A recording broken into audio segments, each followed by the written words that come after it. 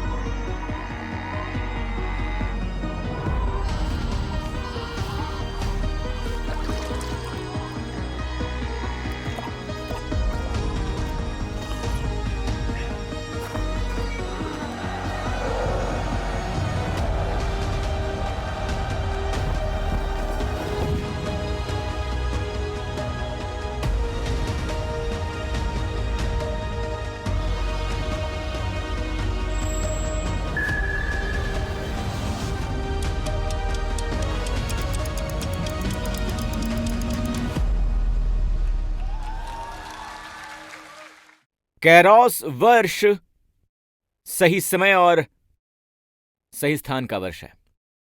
सही समय इब्री में शब्द है ईथ। ग्रीक में एथ का अर्थ है कैरोस, इसलिए कैरोस समय है सही वर्ष और सही स्थान का। आप सही समय और सही स्थान को नियंत्रित नहीं कर सकते हैं। आपको परमेश्वर चाहिए, तो इस साल में हमें कहीं ज्यादा प्रभु की आवश्यकता है, और ना केवल प्रभु की बल्कि उनके अनुग्रह की भी आवश्यकता है। किस पहलू में परमेश्वर का भरोसा करना? उनकी दया के लिए। क्योंकि देखें, अगर दया है ना कमाया हुआ अयोग्य अनुग्रह, तो केवल एक तरीका है दया को निराश करने का। दया और एक शब्द है परमेश्वर से प्राप्त अनुग्रह के लिए, और दया है अयोग्य और ना कमाया हुआ अनुग्रह। आप केवल एक तरीके से निराश हो सकते हैं, जब इसे कमाने की कोशिश करें। तो सही समय पर समय और मौका एथ और कारा उन सब के साथ होता है। अगर ये सच है तो फिर हमें यह बाधित करता है कि हम सही समय और सही स्थान के बारे में पता लगाएं। अब हम क्यों कहते हैं कि एथ एक सही समय है? क्योंकि इब्री में, क्योंकि सभोपदेशक पुराने नियम में यह है, इब्री में पुराने नियम में ये इब्री में है। ग्रीक में एथ आखिर है क्या? ग्रीक में ये क्या है? यह है शब्द कायरोस। ये शब्द कायरोस है। जी हां, कायरोस। अब असल में कायरोस है सही समय। असल में थायर, जो कि एक ग्रीक विद्वान है, वो कायरोस को इस तरह परिभाषित करता है। कायरोस एक अवसर प्राप्त सही समय है। जब आप कहते हैं अवसर, उदाहरण के तौर पर यह शब्द अपॉर्चून से आता है। इसका मतलब है कि यह एक बहुत बड़ा अनुग्रह खुला हुआ है। अपने अवसर प्राप्त घड़ियों को जाने ना दें। इस अवसर को मत खोइए। राइट, यह है एक उचित समय। अब इब्री में यह है एथ, ठीक है, और ग्रीक में यह है कायरोस। तो यह है सही समय। जी हां, कहिए सही समय।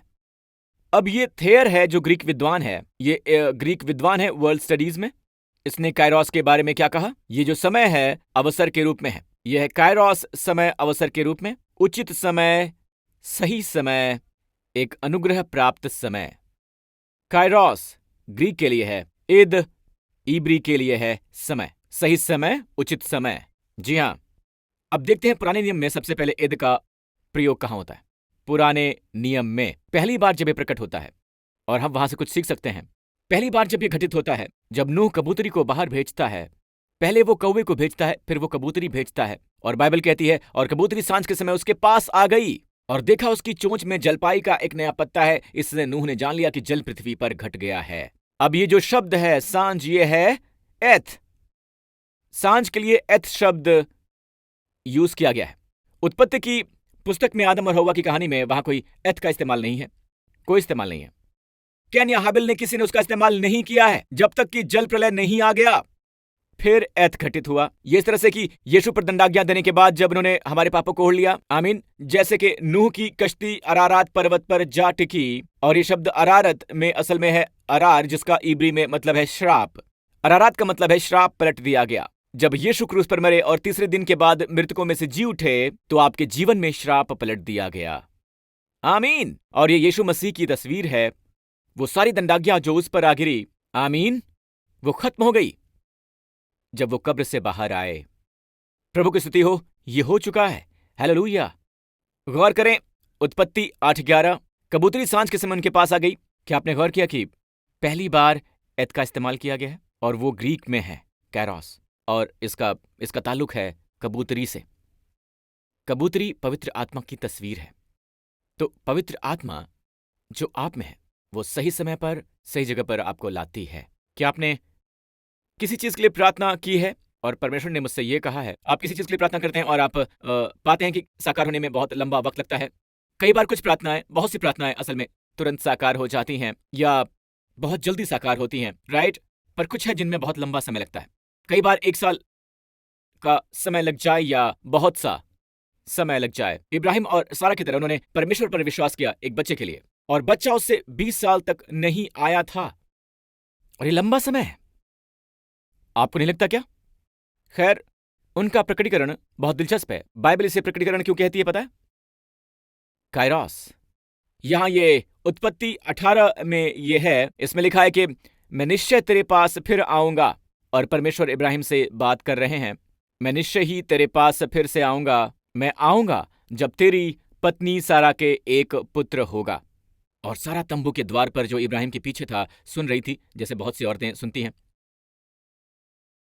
तो वो पीछे से सुन रही थी और परमेश्वर कहते हैं, इब्राहिम अगले साल इसी समय, जीवन के समय के अनुसार ये शब्द समय है एथ, जो वसंत का समय है, अनुग्रह का समय है, सारा के एक पुत्र उत्पन्न होगा। यदि ये पर्याप्त नहीं है तो परमेश्वर खुद से दोहराते हैं, वचन 14, क्या यहोवा के लिए कोई काम कठिन है?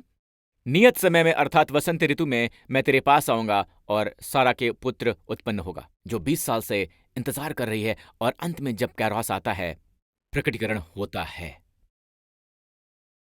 इसलिए मैं इसे कहता हूं कैरोस वर्ष। यही प्रकटीकरण का वर्ष है। अब चलिए सही स्थान की ओर देखते हैं। यह प्रकटीकरण का ही वर्ष है। आमीन। चलिए सही स्थान की ओर देखते हैं। ओके, अब हम इब्राहिम के दास की कहानी की ओर देखेंगे। इब्राहिम के दास को जो उत्पत्ति की कहानी के 24वें अध्याय से है, जैसा कि आप सभी जानते हैं। ओके, उत्पत्ति अध्याय 24 एक बड़ा अध्याय है, सबसे बड़ा अध्याय। ओके, और उत्पत्ति की किताब में यह सबसे बड़ा अध्याय क्यों है आखिर? क्योंकि ये एक कहानी है यीशु और कलीसिया यानी उनकी दुल्हन के बारे में। इसके 2 अध्याय पहले हैं, उत्पत्ति 22, ठीक है, 24 और 22, ठीक है। 22 है पिता का पुत्र के प्रति प्रेम। परमेश्वर ने इब्राहिम से कहा, अपने इकलौते पुत्र को ले ले, वो पुत्र जिसे तू प्रेम करता है, उसे मोरिया पर्वत पर ले और बलिदान कर। वो अपने पुत्र को दे देंगे, इकलौते पुत्र को जिसे वो अत्यंत प्रेम करते हैं, और वो पुत्र हैं यीशु। आप नहीं जान पाएंगे परमेश्वर आपसे कितना प्रेम करते हैं जब तक कि आप नहीं जानेंगे कि वो यीशु से कितना करते हैं, क्योंकि उन्होंने यीशु को आपके लिए दे दिया, राइट, और उसे मोरिया पर्वत पर मिल जाने दिया। जहां यीशु मरे वो एक एक्सटेंशन है जो कहलाती है कलवरी, जो मोरिया पर्वत से आती है। ये सब यीशु के बारे में है। तो उत्पत्ति 22 है क्रूस के बारे में, उत्पत्ति 24 क्रूस के बाद के बारे में है। अब पवित्र आत्मा क्या कर रहा है? पवित्र आत्मा अब्राहम के सेवक के समान है, वो बेनाम है। इस पूरे अध्याय में उसे नाम नहीं दिया गया है। क्यों? क्योंकि पवित्र आत्मा अब धरती पर है, ना परमेश्वर पिता ना परमेश्वर पुत्र, किंतु पवित्र आत्मा वो अब धरती पर है। तो अब्राहम का सेवक वो है जो एक दूर देश से भेजा गया है। जैसा स्वर्ग से पिता, हमारे स्वर्गीय पिता की एक तस्वीर, अब्राहम ने अपने सेवक को अपने पुत्र इसहाक के लिए दुल्हन ढूंढने के लिए भेजा, इसहाक के लिए दुल्हन के रूप में। तो यीशु दरअसल हैं इसहाक, हमारे स्वर्गीय इसहाक। तो हम वो दुल्हन हैं जिसे ढूंढा जा रहा है। ये तथ्य कि आप यहां हैं और आप उद्धार प्राप्त हैं वगैरह वगैरह, आपने पवित्र आत्मा को प्रतिक्रिया दी। आमीन। और अब परमेश्वर क्या कर रहा है इस पूरी पृथ्वी पर? वो हर जाति से ला रहे हैं सदस्य। जी हां, सदस्य। आमीन। नए सिरे से जन्मे लोग जो मसीह की दुल्हन का हिस्सा बनेंगे। इसलिए वो सबसे लंबा अध्याय है। वो सारी घटनाएं जो पूरी बाइबल से गुजरी हैं, पूरे इतिहास से गुजरी हैं, हमारे अनुग्रह की घटना सबसे लंबी है। तो चलो कहानी पर आते हैं, इसे ब्रेक डाउन करते हैं और फिर हम इसे बंद करेंगे छोटे से संदेश के साथ, ठीक है? तो सेवक नहीं जानता, उसने पिता अब्राहम को वचन दिया। अब्राहम ने कहा कि विजातियों में मत जाओ और मेरे पुत्र के लिए अविश्वासी लड़की मत ढूंढो। मेरे रिश्तेदारों के पास मेसोपोटामिया में जाओ, जो कमाल की यात्रा थी, ठीक है, और उनके बीच से ढूंढो। उस गांव में बहुत सी औरतें हैं, तो वो नहीं जानता कि कौन। तो अंत में वो 10 ऊंट लाया, उस रास्ते में गया जहां 10 ऊंट हैं, ये नोट कीजिएगा, उस गांव तक, और वो कुएं पर आया और वो कहता है, चलो इस प्रार्थना पर चलें। और फिर उस सेवक ने प्रार्थना की। सो वो कहने लगा, हे मेरे स्वामी इब्राहिम के परमेश्वर, प्लीज मुझे वो दो। क्या? चिल्लाओ, वहां से चिल्लाओ। मेरी कार्य सिद्धि, जिसका इब्री शब्द है कारा। यह बाइबल में पहला जिक्र है कारा का, पूरी बाइबल में। और मैंने क्या कहा? पहले जिक्र का नियम मत भूलिए। हर बार जब किसी चीज का जिक्र होता है पहली बार, नोट कीजिए कि उस वचन में हम क्या देख सकते हैं। मुझे कारा दो, मुझे कार्य सिद्धि दो, मुझे सफलता दो। पर क्या ये दोनों संबंधित नहीं है? जब सही घटित होता है तो आपके लिए सफलता होती है, राइट? इस दिन मुझे कारा दो और मेरे स्वामी इब्राहिम पर दया करो, दया करो उन पर। यहां ये शब्द करुणा देखो, यह है हसेड। यह अनुग्रह के लिए शब्द है, यह अनुग्रह के लिए शब्द है। हर बार जब आप कारा देखते हैं, किसी तरह से दया ज्यादा दूर नहीं होती है। दया कारा से संबंधित है। जिसका मतलब है ना कमाया हुआ अयोग्य अनुग्रह। केवल परमेश्वर का अनुग्रह सही समय पर सही स्थान पर आपको रख सकता है और आप कायरोस पल का आनंद ले सकते हैं। हालेलुया, आमीन। प्रभु की स्तुति हो। मेरे स्वामी अब्राहम को हेसेड दीजिए। फिर वो कहता है कि ये चिन्ह है जो उसने परमेश्वर से मांगे। देख, मैं जल के इस सोते के पास खड़ा हूं और नगरवासियों की बोटियां जल भरने के लिए निकल जाती हैं। ऐसा होने दे कि जिस कन्या से मैं कहूं कि अपना घड़ा मेरी ओर झुका कि मैं पीऊं, और वो कहे कि ले पी ले, मैं तेरे पीछे ऊंटों को भी पिलाऊंगी। सो वही हो जिसे तूने अपने दास इसहाक के लिए ठहराया है। इसी रीति से मैं जान लूंगा कि तूने मेरे स्वामी पर करुणा की है, यानी हेसेड की है। उसके बोलने से पहले ही ये हो गया। अब इसको अंडरलाइन कीजिए कि इससे पहले कि उसने बोलना खत्म किया, क्योंकि प्रभु ने मुझसे बात की और कहा कि उनसे कहो। इस साल आप में से बहुतों ने इसका अनुभव किया है। इससे पहले कि तुम बोलना बंद करो, परमेश्वर जवाब दे देते हैं। यशायाह 65 एक प्रतिज्ञा है। यहां यह लिखा है वचन 24 में, उनके पुकारने से पहले मैं उनको उत्तर दूंगा और उनके मांगते ही मैं उनकी सुन लूंगा। इस बीच जब वो बोल रहे हैं, मैं सेवक की तरह सुनूंगा और ये हर वर्ष से ज्यादा होगा। इसलिए उन्होंने मुझसे कहा और ये ज्यादा होगा। और जब आपसे होता हुआ देखते हैं तो यीशु की महिमा कीजिए। एक कारण है कि हम इस वर्ष की थीम पर क्यों बात कर रहे हैं वगैरह वगैरह। तो आप ये सब होता हुआ देखते हैं, आप केवल एक को ही महिमा देंगे। आप उसे नहीं देंगे वो जरिए जिसे परमेश्वर ने इस्तेमाल किया है। किसी और व्यक्ति इत्यादि को नहीं देंगे, आप यीशु को महिमा देंगे। आमीन। प्रभु की स्तुति हो। आमीन। चलिए वापस सेवक पर चलते हैं। तो इससे पहले कि उसने बोलना बंद किया, देखिए रिबका, और ये रिबका का परिवार है। वो अपने घड़े को अपने कांधे पर उठाकर आई। अब ये नौजवान लड़की देखने में बहुत सुंदर थी। मैंने इब्री में इसकी जांच की है। इसमें लिखा है कि सुंदर यानी मियोड। मियोड का मतलब है सुंदर। मियोड का मतलब है बहुत सुंदर। परमेश्वर ने इसे हमारे लिए क्यों डाला है? क्यों? परमेश्वर हमें बता रहे हैं कि चाहे जीवन साथी हो या जो कुछ हो, जब आप परमेश्वर से मांगते हैं, उनकी प्रार्थना करते हैं, उनसे कुछ मांगते हैं, तो वो आपको देते हैं सर्वोत्तम। वो आपको देंगे सर्वोत्तम। एक और बात मत भूलिए, कारा का पहला जिक्र जब अब्राहम के सेवक ने प्रार्थना की मुझे कारा दो, ये सब यीशु और कलीसिया के बारे में है। आप कलीसिया के बाहर कारा या सफलता नहीं पा सकते हैं। पहली घटना कारा और सफलता की इस कलीसिया में पहुंच चुकी है, इस कलीसिया में हो चुकी है। जिसका मतलब क्या है? परमेश्वर कोई सफलता नहीं देखते। आप कह सकते हैं कि आपने बहुत कुछ हासिल कर लिया है। परमेश्वर के लिए कोई भी कीमत नहीं है सिवाय उसके जो उनके चर्च में है, उनकी कलीसिया। एक दिन कलीसिया संसार के लिए आज परिधि है। संसार पर फोकस है और कलीसिया परिधि है। एक दिन संसार की कलीसिया बन जाएगा जब यीशु आएंगे। एकदम अचानक हर चीज यीशु और कलीसिया के बारे में है। और कलीसिया एक इमारत नहीं है, ये वो लोग हैं जो छुड़ाए गए हैं, जिनको बुलावा मिला है। हालेलुया, आमीन। क्या आप मुझे समझ पा रहे हैं? ठीक है। तो वो लड़की जो बाहर आए और वो जो कहे मैं तुम्हें पानी पिलाऊंगी, फिर उसने उसके 10 ऊंटों को देखा और कहा कि मैं उन सब को पानी पिलाऊंगी। वो सभी मापदंडों पर खरी उतरी। मैं पानी निकालूंगी। उसने कहा तुम्हारे ऊंटों के लिए भी, जब तक कि वो पानी पीना बंद ना कर दें। उसने ये नहीं कहा कि मैं सिर्फ तुम्हें ही पिलाऊंगी और बाकी सबको तुम देख लो, उनकी प्यास बुझने तक मैं पिलाऊंगी। उसने कहा ऑलराइट। वचन 20, ऑलराइट। तब वो फुर्ती से अपने घड़े का जल हौदे में उड़ेल कर फिर कुएं पर भरने के लिए दौड़ गई। ये लड़की दौड़ने में विश्वास करती है। ये फिट है। देखिए दौड़ना दोस्तों, यहां से वहां, सुप सुप सुप सुप सुप। कुछ लड़कियां बस सुंदर होती हैं, वो भाग नहीं सकती, उठा नहीं सकती। आमीन। दोस्त, आप मुसीबत में हैं, अपनी पत्नी की ओर देखिए, और वो आदमी जो उसे हैरानी से देखता है, खामोश रहता है। तो ये देखने के लिए कि प्रभु ने उसकी यात्रा सफल बनाई है या नहीं, अब रुक जाइए। उसने परमेश्वर को क्या मांगा था? सफलता। और इब्री में शब्द क्या है? क्या इब्री शब्द है? कारा, राइट। अब मैं इसे समाप्त करूंगा। वो सोच रहा था कि क्या परमेश्वर ने उसकी यात्रा सफल बनाई है या नहीं। सफल वो शब्द है सालेआक। ये शब्द महत्वपूर्ण क्यों है? ये पहली बार बाइबल में प्रकट होता है। ये पहली बार प्रकट होता है। ये वही शब्द है सालेआक, यानी सफलता या सफल होना। यही शब्द यहोशू 1:8 में इस्तेमाल करता है। मेरे वचन पर ध्यान लगा तो अपने मार्गों को सफल बनाएगा। सालेआक, ये पहला जिक्र है। याद कीजिए भजन संहिता 1, ध्यान लगाना। अपने नियम में क्या वो दिन रात ध्यान लगाता था? वो जो भी करेगा वो उसमें सफल होगा। सालेआक। और ये पहली बार घटित हुआ। तो हमारे लिए सीखने के लिए बहुत कुछ होगा। फिर से हम ये सीखेंगे सालेआक यानी सफलता इसके पहले जिक्र का ताल्लुक मसीह और कलीसिया में है। मसीह के बारे में उसमें कलीसिया में सही घटना होने से संबंधित है। केवल परमेश्वर ही हमारे लिए ये कर सकते हैं।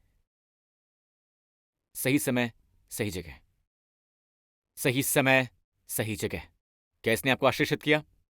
मैं आप में से कुछ को जानता हूं जिन्होंने मसीह को प्रभु और उद्धारकर्ता के रूप में स्वीकार नहीं किया। मैं आपको ये अवसर देना चाहता हूं, हर किसी को कुछ समय के लिए बस इधर उधर ना घूमने की कोशिश कीजिए, क्योंकि यहां प्राण है। प्राण है एक तराजू में जो मसीह पर विश्वास करने के इच्छुक हैं, पर परमेश्वर का आत्मा गतिशील है और उन्हें एक मौका दे रहा है, प्रार्थना करने का मौका। तो अगर ये आप हैं जहां कहीं भी हैं इसे देखते हुए, मेरे साथ ये प्रार्थना कीजिए इसी वक्त। यीशु मसीह पर विश्वास कीजिए तो आपको उद्धार मिलेगा। अगर ये आप हैं तो कहिए, स्वर्गीय पिता, मैं विश्वास करता हूं कि यीशु मसीह मेरे प्रभु और मेरे उद्धारकर्ता हैं। आपने उन्हें उस क्रूस पर मरने के लिए भेजा क्योंकि आप उनसे प्रेम करते हैं, और उस क्रूस पर यीशु ने ले लिए मेरे सारे पाप और मेरे सारे रोग और मेरी सारी पीड़ा और मेरी सारी दंडाज्ञा, और उन सबको खत्म कर दिया। और आपने मुझे मुर्दों में से जला दिया जब आपने ये घोषित किया कि मैं दोषी नहीं हूं, मैं उचित ठहराया गया। धन्यवाद पिता, यीशु के नाम पर, आमीन। प्रभु की स्तुति हो। अपने हाथ उठाइए इस पूरे स्थान पर। मैं चाहता हूं आप मेरे साथ ये प्रार्थना कीजिए और कहिए, जो भी इस सप्ताह होगा, कई बार परमेश्वर देते हैं परंतु उस उपदेश का साकार रूप उसी सप्ताह, तो जब ये होता है, पता है, यहां तक कि उसी सप्ताह, और जब ये हो तो आप जान लीजिए, आमीन, ये परमेश्वर हैं। केवल वही आपको सही समय पर सही जगह पर रख सकते हैं। तो चलिए प्रार्थना करें सही समय पर सही स्थान के लिए। आप मेरे लिए प्रार्थना कीजिए, ओके, वैसे ही जैसे अब्राहम के सेवक ने किया। कहिए, अब्राहम के प्रभु परमेश्वर, हे स्वर्गीय पिता, इस सप्ताह मुझे सफलता दीजिए, मुझे कारा दीजिए, मुझे कायरोस दीजिए, सही समय पर सही जगह पर मेरे साथ होने दीजिए, और मेरे परिवार के साथ भी, मेरे बच्चों के साथ, स्कूल में भी। धन्यवाद पिता, इस सप्ताह यीशु के नाम पर, आमीन। बस इतना ही। परमेश्वर ने प्रार्थना सुन ली। आप में से कुछ लोग तैयार हो जाइए, रिबका आ रही है। आप में से कुछ के लिए ऊंट आ रहे हैं। आप में से कुछ को परमेश्वर आशीष दें कि पोजीशन को, जो समय और जगह आपके लिए गलत हो, वो सही समय और जगह बन जाएगी। परमेश्वर आशीष दें। हम फिर मिलेंगे।